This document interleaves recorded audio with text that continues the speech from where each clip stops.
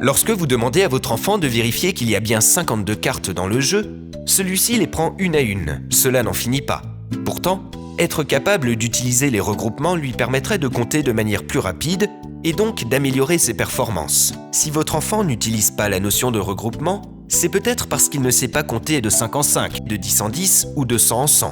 Dans ce cas, reportez-vous au conseil traitant de cette difficulté dans la rubrique Nombres et calculs.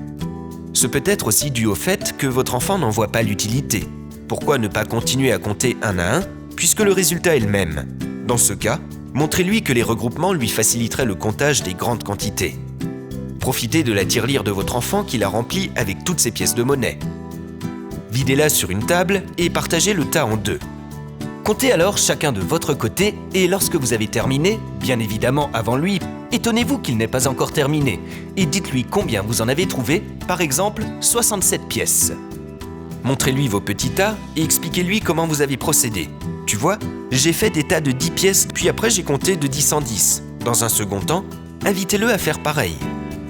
Vous pouvez aussi profiter d'un jeu en famille pour compter les cartes gagnées le plus rapidement possible en les regroupant par couleur, par forme et en notant le nombre de cartes de chaque petit tas avant de faire une addition totale. Vous pouvez aussi utiliser le Monopoly et compter chacun de votre côté les billets gagnés pour connaître votre gain total. N'hésitez pas à utiliser des allumettes, des bouchons de bouteilles, des noyaux de cerises ou tout autre objet présent à la maison en grande quantité et permettant de mettre en œuvre ce type de jeu. Et surtout, n'oubliez pas, c'est en vous voyant faire qu'il fera, alors faites avec lui.